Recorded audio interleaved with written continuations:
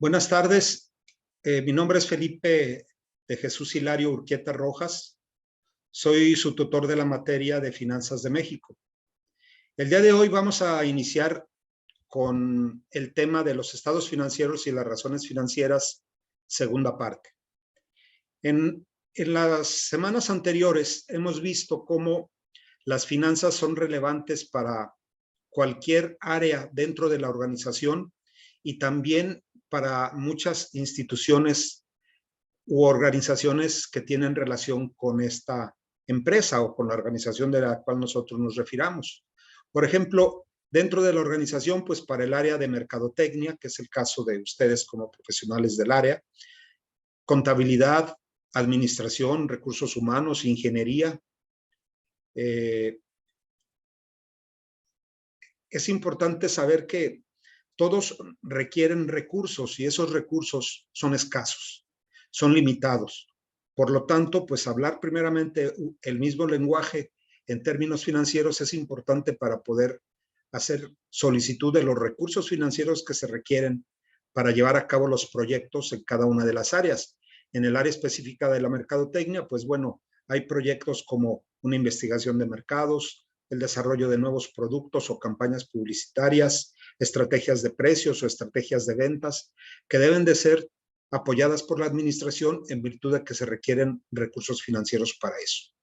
Por eso es importante que ustedes lleven la materia de finanzas, ¿verdad? Y que en el caso que nos compete ahorita, pues ver lo más relevante en materia de las mismas dentro de las organizaciones. Voy a continuar con la sesión del día de hoy y luego hablaré un poco acerca de lo que están por entregar en esta semana y las siguientes semanas. Bueno, la razón de dividir los estados financieros y razones financieras en dos partes es por el volumen de material que comprende este tema. La semana pasada hablamos de las razones, su importancia, la información financiera que arrojan los estados financieros relevantes, como es el balance general y el estado de resultados, y cómo nosotros podemos hacer uso de la información financiera para tomar decisiones. ¿En base a qué? Pues en base a indicadores. Esos indicadores se conocen como razones financieras.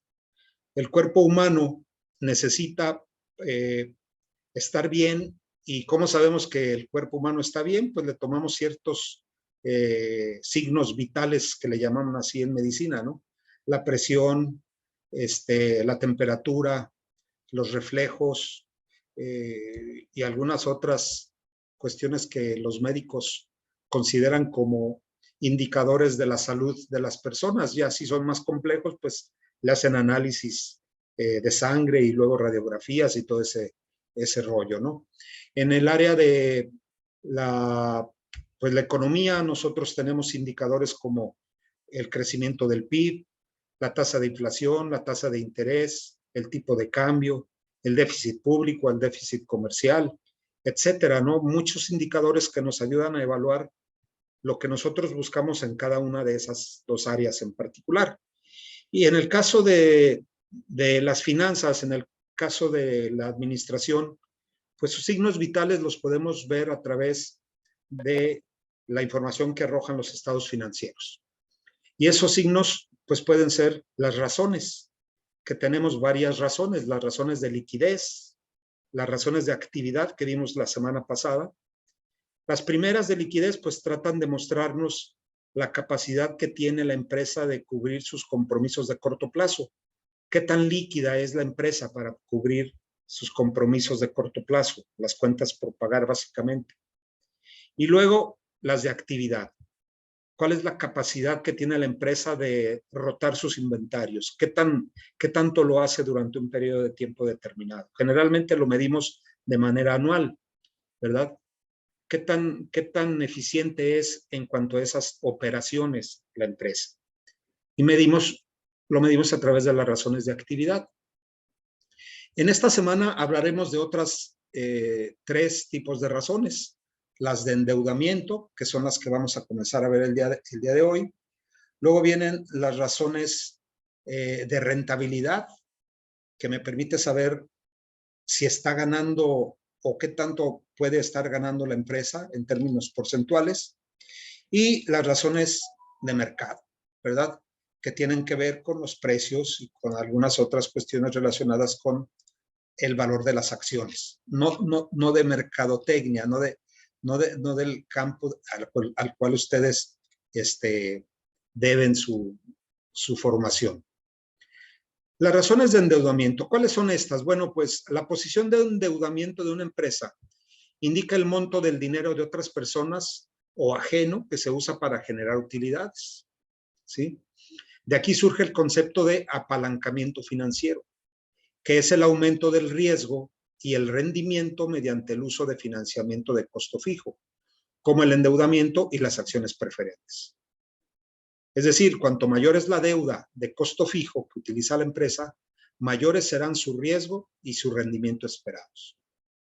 En otras palabras, decimos que una empresa tiene apalancamiento financiero cuando su deuda, ¿sí?, es de costo fijo, es decir, tiene que pagar intereses, tiene que pagar rendimientos sobre el capital. Mientras mayor sea ese concepto, ¿verdad?, mayor será su riesgo y el rendimiento esperado también debe de ser mayor. Por lo tanto, el apalancamiento financiero como resultante pues es alto. No olviden que el riesgo es la posibilidad de pérdida. Una empresa, al no obtener los resultados esperados en términos de utilidades o en términos de flujos de efectivo, pues corre riesgos, ¿no? Es un riesgo. Hay ciertas situaciones que consideramos como de alto riesgo y otras de bajo riesgo. Pero, desafortunadamente, cuando el riesgo es más alto, pues el rendimiento también lo es. Acuérdense nada más ustedes de lo que aparece en las pantallas cuando estamos viendo un espectáculo, un deporte, no digamos el fútbol. Aparecen por ahí, apuéstale a tal equipo y te pagan más porque el riesgo de que no ganes pues es muy alto, pero te pagan más, o sea, el rendimiento es mayor mientras el riesgo también lo sea. Pero te pagan menos cuando el equipo que ellos consideran va a ganar, pues dicen apuéstale a este, pero te pago menos. O sea, el riesgo es más bajo. Por lo tanto, el rendimiento pues también va a ser bajo. En las finanzas, esa es una regla, ¿no? A mayor riesgo, mayor rendimiento. A menor riesgo, menor rendimiento. Y en el caso del endeudamiento, pues no podemos alejarnos de ese concepto. Mientras más endeudada esté la empresa, mientras más apalancamiento financiero tenga, pues más riesgo de no cumplir con eso tendrá. Existen dos medidas de endeudamiento.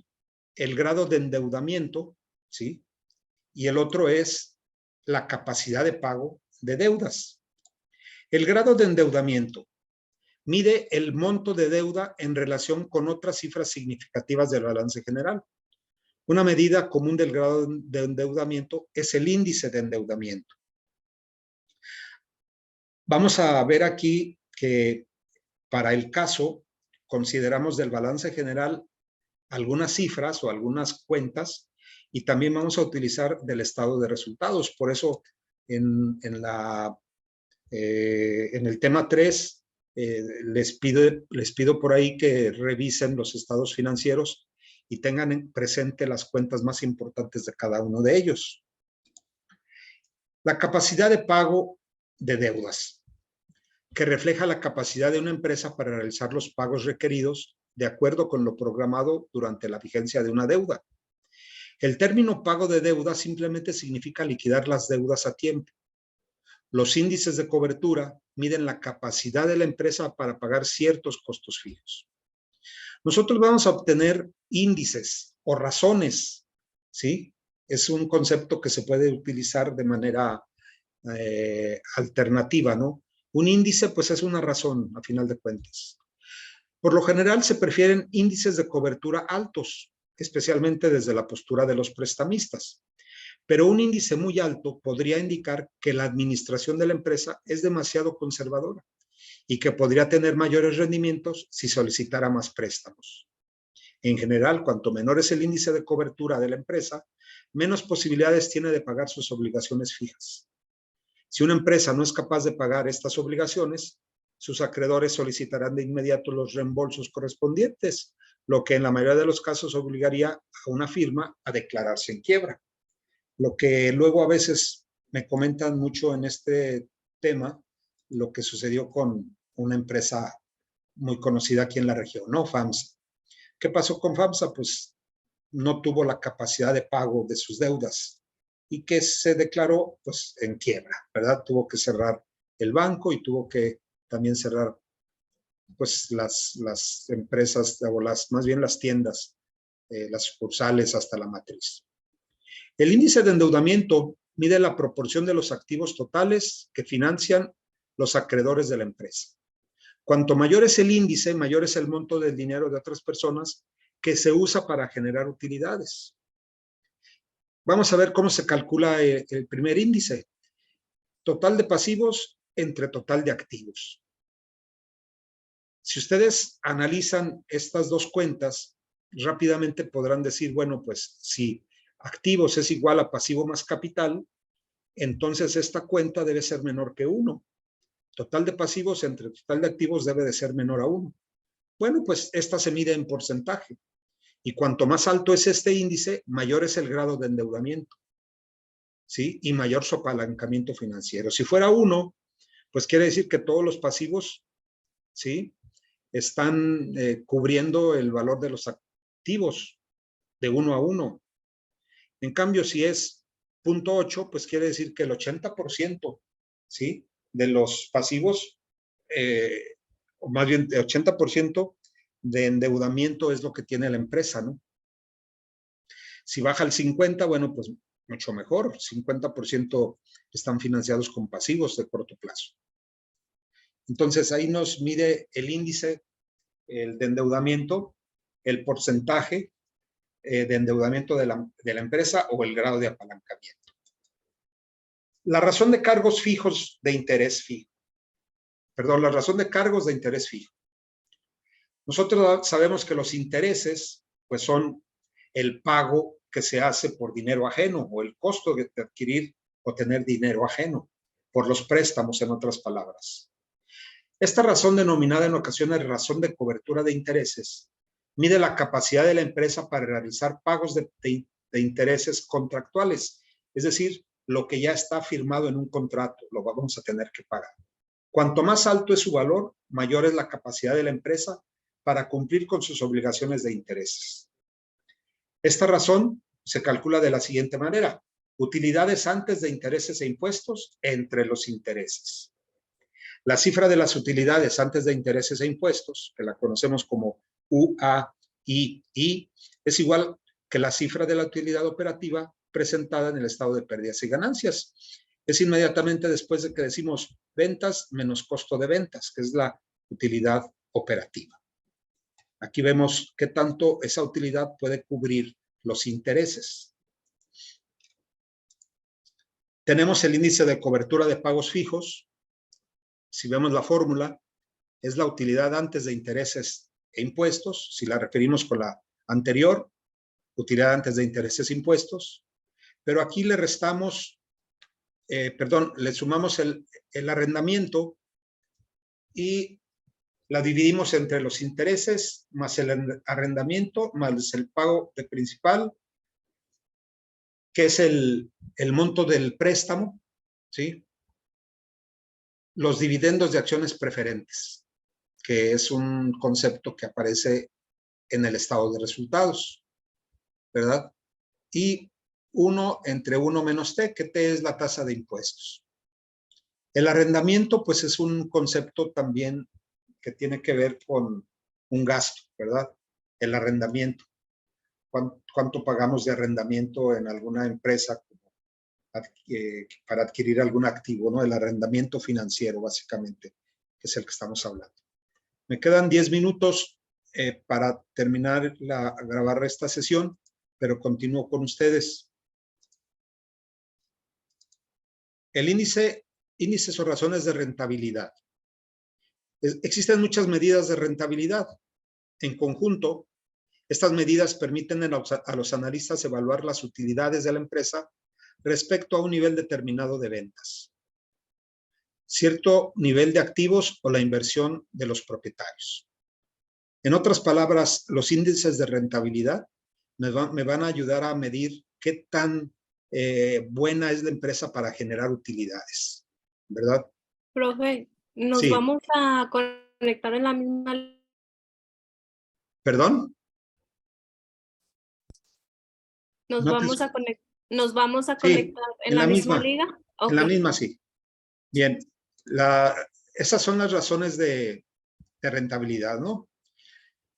Hay un estado de resultados que se conoce como estado de pérdidas y ganancias de tamaño común.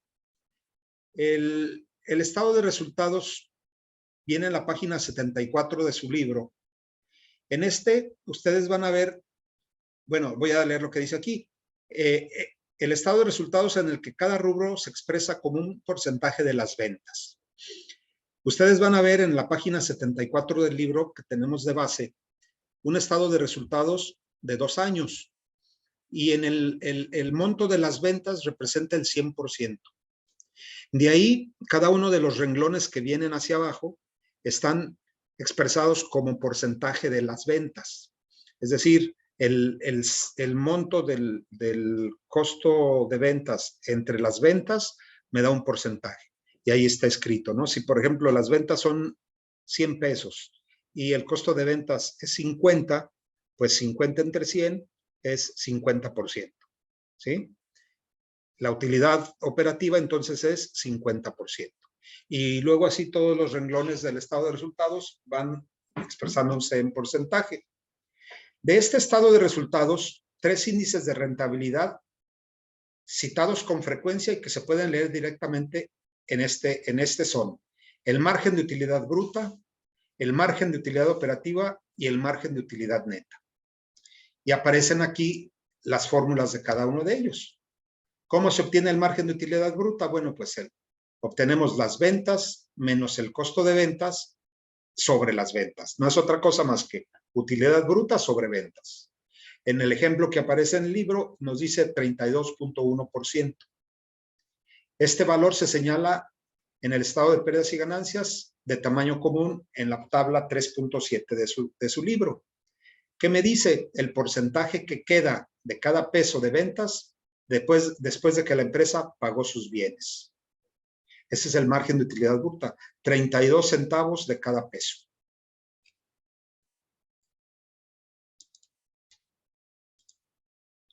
El margen de utilidad operativa. Hacemos aquí un pequeño cambio, simplemente dividimos la utilidad operativa entre las ventas.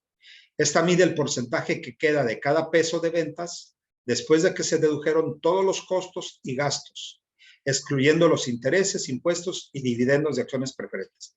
Esta es la que aparece inmediatamente después de restarle a las ventas el costo de ventas, ¿verdad? Es la utilidad de operación, el margen de utilidad operativa. Igual, mide el porcentaje que de cada peso, ¿sí?, genera la empresa en términos de operatividad. El margen de utilidad neta. Aquí si ven ustedes la fórmula, ya está hablándonos de ganancia disponible para los accionistas comunes. Bueno, pues mide el porcentaje que queda de cada peso de ventas después de que se dedujeron todos los costos y gastos, incluyendo intereses, impuestos y dividendos de acciones preferentes. Como ustedes saben, existen 2 tipos de acciones, las comunes y las preferentes. Las acciones preferentes garantizan un rendimiento a sus compradores o a sus tenedores y las acciones comunes no. Para los accionistas comunes habrá dividendos una vez que se hayan pagado intereses, bueno, ya que hubo alguna utilidad, ¿sí? Que se paguen intereses, que se paguen impuestos y que se les pague a los accionistas preferentes. Si sobra algo ahí, bueno, pues ya se divide, ¿verdad?, entre las ventas. Y ese es el margen de utilidad neta. Cuanto más alto es el margen de utilidad neta de la empresa, pues es mucho mejor, ¿verdad? Ese es un indicador muy importante para evaluar el éxito de la empresa, porque es lo que los inversionistas inmediatamente refieren, ¿no? ¿Cómo está el margen de utilidad neta? Si es adecuado o no es adecuado. Y eso, pues, es diferente para cada industria. Un margen de utilidad neta del 1% o menos no sería raro para una empresa de abarrotes o para una tienda de comestibles. Ustedes rápidamente pueden hacer referencia, ¿no? Se gana muy poco en ese tipo de productos por unidad. Lo que vende es el volumen. En tanto que un margen de utilidad neta del 10%, pues es para una joyería. Las joyerías no venden en cantidades grandes o en grandes volúmenes como lo hace una tienda de comestibles. Por eso el margen de utilidad neta pues es mayor en una joyería que en una tienda de abarrotes. Las ganancias por acción, sí, son las ganancias disponibles para los accionistas comunes, dividida entre el número de acciones comunes en circulación. Simplemente es una cifra, ¿verdad?, que representa el monto en pesos obtenido para cada acción común en circulación. Así podemos hablar de que pues se obtuvieron 20 pesos, 10 pesos, 100 pesos, dependiendo de las cantidades que nosotros utilicemos para esto. Estas ganancias por acción son importantes para los accionistas actuales o futuros y para la misma administración. Así como lo mencionamos anteriormente, en la razón anterior, las ganancias por acción representan el monto en pesos obtenido durante el periodo por cada acción común en circulación. El rendimiento sobre los activos totales, aquí seguimos hablando de razones de rentabilidad. ¿Qué tan buenos son los activos para generar ganancias? ¿Qué se hace? Pues se divide las ganancias disponibles para los accionistas comunes sobre el total de activos. ¿Qué tan buenos son los activos para generar eso? Mide la eficacia, ¿verdad?, integral de la administración. Ya me moví aquí. Para generar utilidades con los activos disponibles. Cuanto más alto es el rendimiento sobre los activos, mejor. Son razones que indican cuánto gana la empresa por cada peso que tiene invertido en los activos. El rendimiento sobre el patrimonio, es decir, qué tan bueno es el capital en acciones comunes para generar ganancias, o qué tantas ganancias se obtuvieron del capital invertido en acciones comunes, ¿verdad? Cuanto más alto es el rendimiento, más ganan los propietarios, ¿verdad? Porque pues es un indicador que mide rendimiento sobre los accionistas. Enseguida vienen las razones de mercado. ¿Aún siguen conmigo aquí en la sesión? Sí, maestro. Sí. Ya Sí, quedan maestro. ¿Cuántos minutos nos quedarán? Sí. Queda un minuto.